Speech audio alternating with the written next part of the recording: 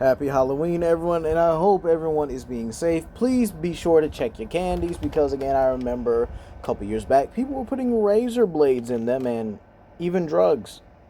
Yeah, so be aware of your candy and please check them for not only your sake but for your kids' sake as well. And please make sure you know the house you got them from so that that never happens again. So, with that being said, here, Arkham City and a Xenomorph invasion. Yeah, that's what we're doing for, Halloween today.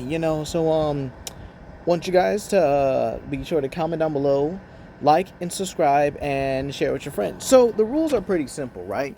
We're gonna put the three Arkham factions, the main ones: Penguin, Joker, and Two-Face. All right, they get their respective locations. They get all of the weapons and gear that they had in game. So the bats, guns, and everything. They are gonna, obviously have their own areas and their original bases and stuff like that. And we're gonna see who actually does the best out of all of them. And hear me out, being able to see if they can actually even beat a single wave of Xenomorphs. All right, if they beat the wave of Xenomorphs, they're actually pretty good spot. But again, they might get outdone by a second wave. So it's going to basically be three waves, with the final wave having the queen herself. All right.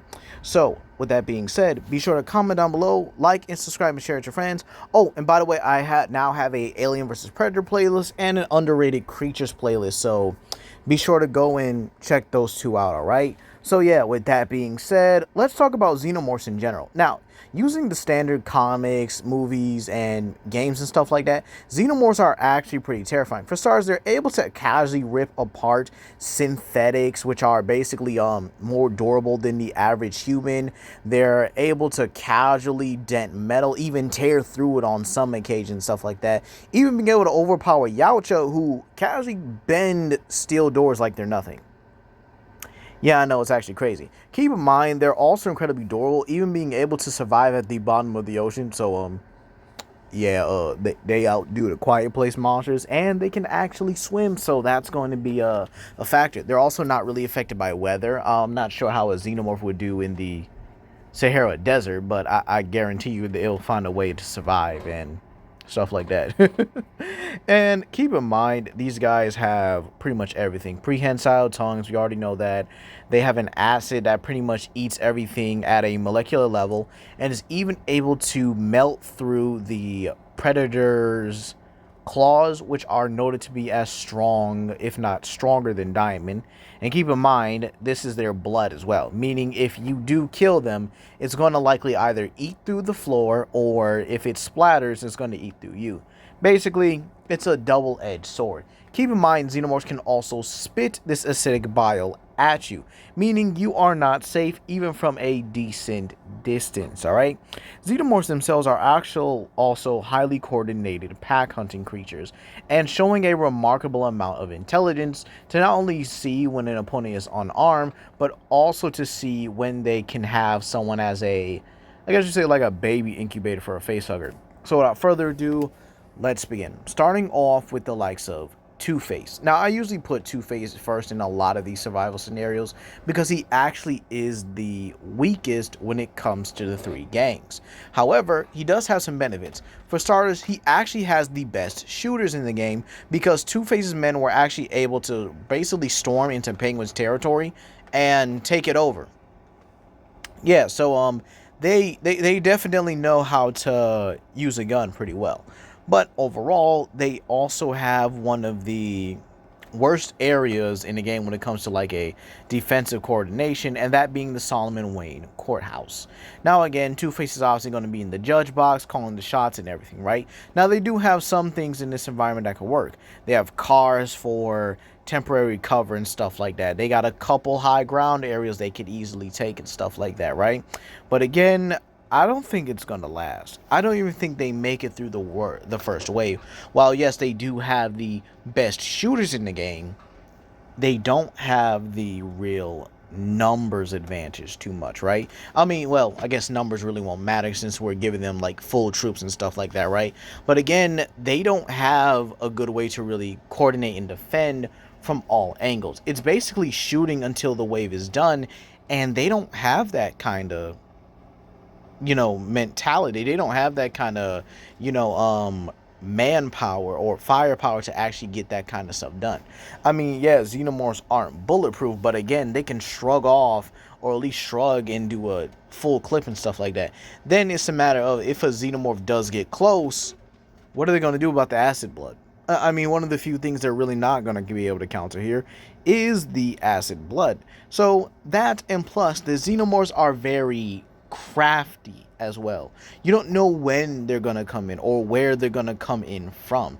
They could come through the ceiling and catch everybody off guard, and then obviously it's very possible they could swarm through every angle, bust through the windows, bust through the doors, and just end it right there. So unfortunately, no, I don't think Two-Face gets through the first wave.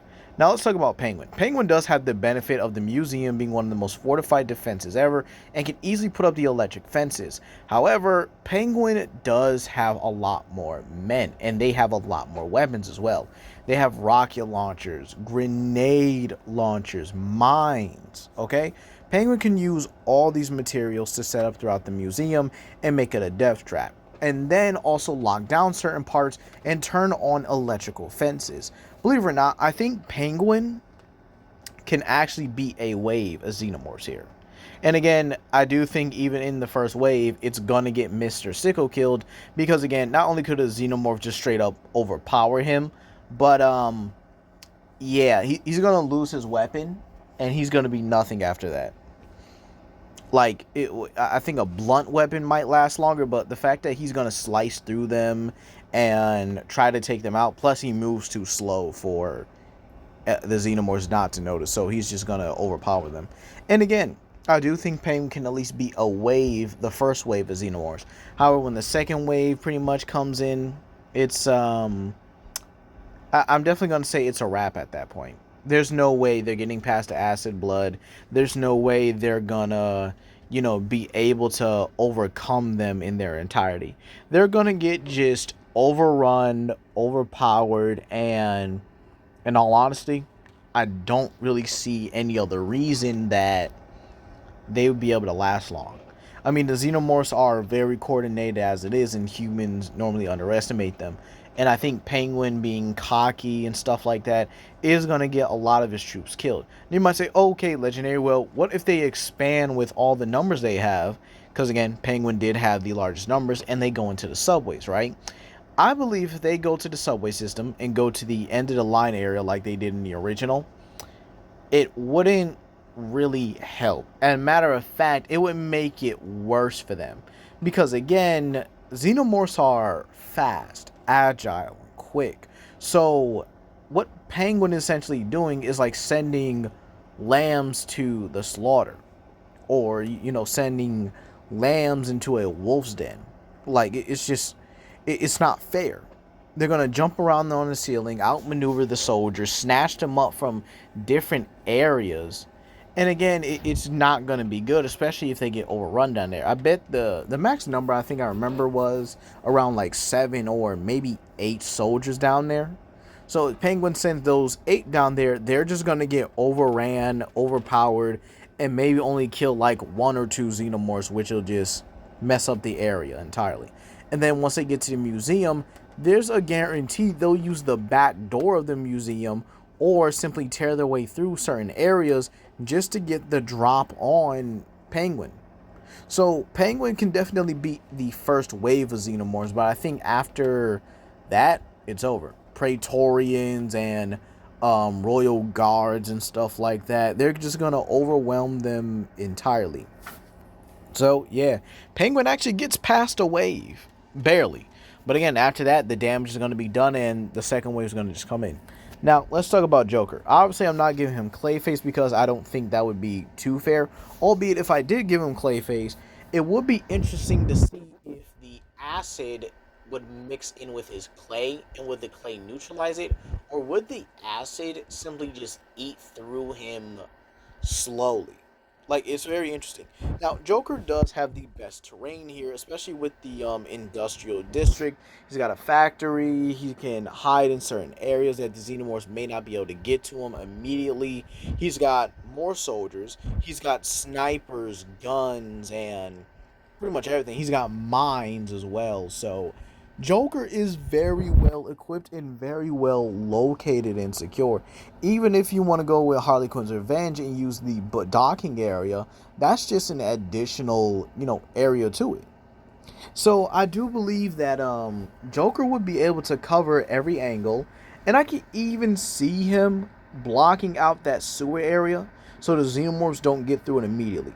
This means that Joker, in all honesty, would actually be able to get through a couple waves. I think he could get through the first wave because, again, snipers, gunmen, all just have every of his soldiers be gunmen and stuff like that. Have a few melees on the field as well to kind of like exploit that as well. Maybe a Titan or two. Yeah, I think he could definitely beat the first wave. The second wave, I think, would definitely push through, maybe with minimal casualties as well.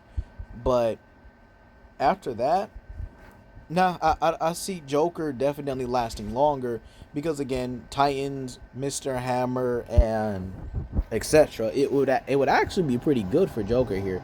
Then you got Harley as well, who's highly acrobatic enough to somehow beat Nightwing, which is interesting in my opinion. But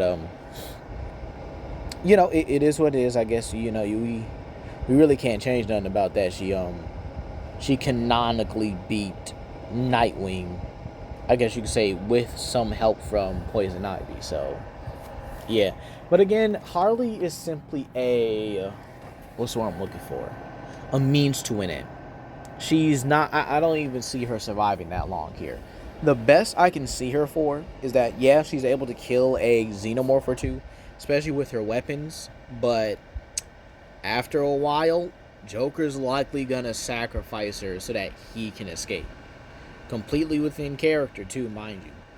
And then there's the possibility of using the GCPD, or the old GCPD building, as a base as well. It's very possible Joker could use that here and just kind of leave Harley as bait in the industrial district, only taking like a few soldiers with him, maybe keeping a Titan around just in case it's his last stand.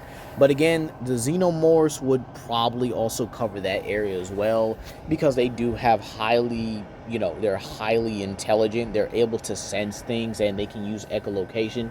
So they'll probably hear some of the soldiers talking, and then it's a wrap right there.